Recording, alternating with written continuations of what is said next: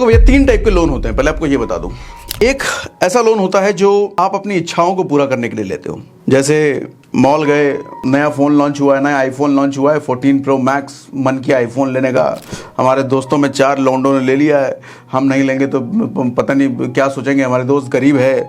Office में हमारे colleagues ने ले लिया है, हमें भी लेना चाहिए। आईफोन लेंगे तो थोड़ा इज्जत ज़्यादा बढ़ जाएगा, रुआब बढ़ जाएगा।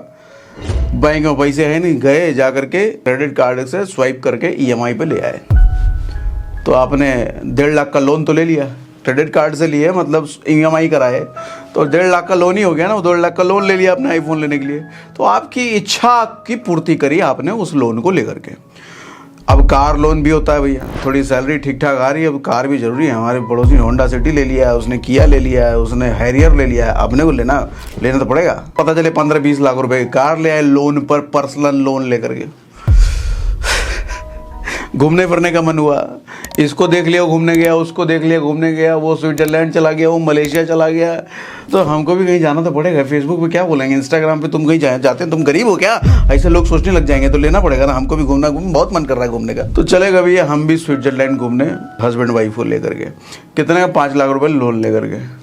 तो ये हुआ भैया इच्छाओं की पूर्ति करने के लिए लोन लेना। दूसरा तरीका होता है जरूरतों की पूर्ति करने के लिए लोन लेना। जरूरतें क्या होती है? पढ़ाई के लिए लोन लेना हो सकता है। अब शादी एक जरूरी खर्चा है, बस पैसे नहीं है तो उसके लिए लोन लेना एक जरूरी खर्चा है। कुछ लोग घर खरीदने के लिए लोन लेते हैं, हालांकि मेरा थोड़ा अलग पर्सपेक्टिव है, मैंने एक पूरा सेशन भी किया है इस पर, आप उस पर भी देख सकते हो। घर लेना चाहिए, लेना चाहिए या रेंट पे रहना चाहिए, तो वो एक अलग पर्सपेक्टिव है।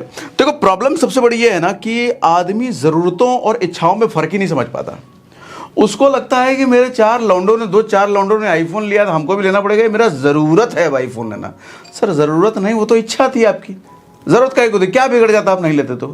वो दिखावा नहीं कर पाते, थोड़ा सा आपकी थोड़ी सी इज्जत कम हो जाती है, थोड़ी बेइज्जती हो जाती है। और बेइज्जती होना तो अच्छी बात है, बेइज्जती तो होनी चाहिए आदमी की।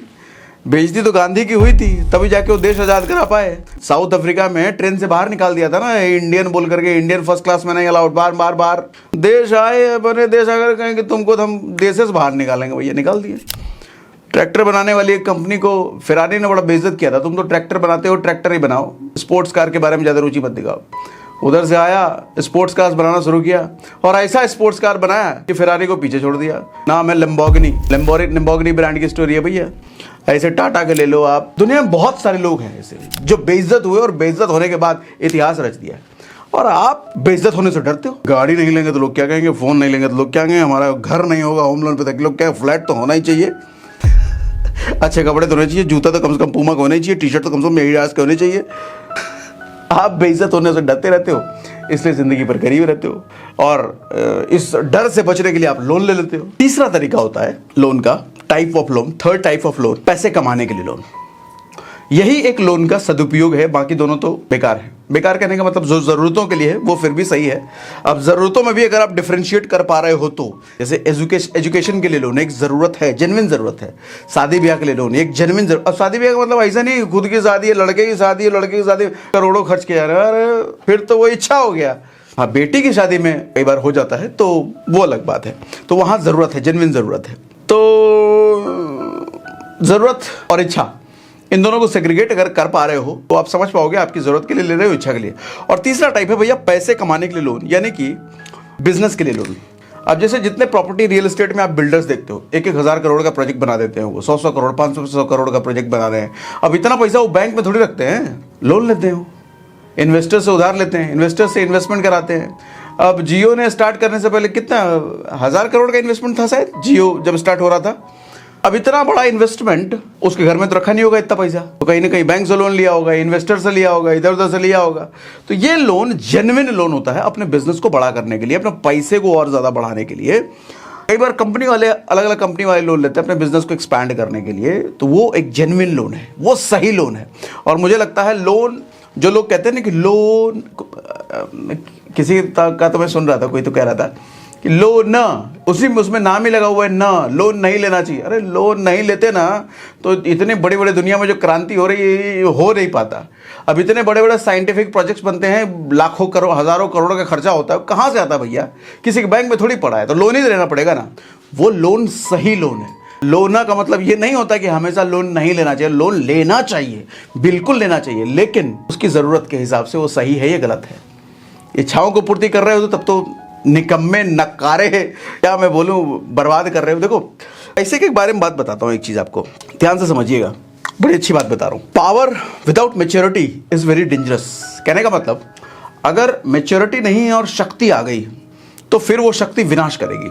पैसा एक शक्ति है, पैसा एक पावर है, और पैसा आपके पास यानी कि पावर आपके पास आ गया बिना मेच्योरिटी के। बिना मेच्योरिटी कहने का मतलब आप अभी 10 लाख रुपए अपने बैंक में रखने लायक हुए नहीं हो, लेकिन 10 लाख रुपए का किसी ने आपको लोन दे दिया, पर्सनल लोन। अब क्या करोगे आप? अब पैसे की वैल्यू आप नहीं समझ पाए। वैल्यू मतलब जब तक उस पैसे को कमाने के लिए अपने घिसाई नहीं करे, रगड़ाई नहीं करिए, 10 लाख रुपए कमाते कैसे, एक बार में बैंक में लाते कैसे, तो आप वैल्यू तो समझ नहीं पाओ 10 लाख की ना। किसी ने पर्सनल लोन दे दिया, आप क्या करें, गाड़ी उठा लाओगे, फोन ले आओगे, ओट पटांग चीजों में खर्चा कर दोगे, स्विट्जरलैंड घूमने निकल जाओगे, खत्म कर दिया। पावर जब तक मैच्योरिटी के बिना आती है, पावर हमेशा विध्वंसक होती है।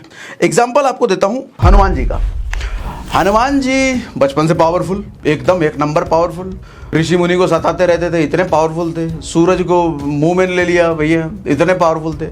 तभी तो उनको श्राप दिया गया कि तुम तो जब तक याद कोई नहीं दिलाएगा तुमको याद नहीं आएगा अपना शक्ति।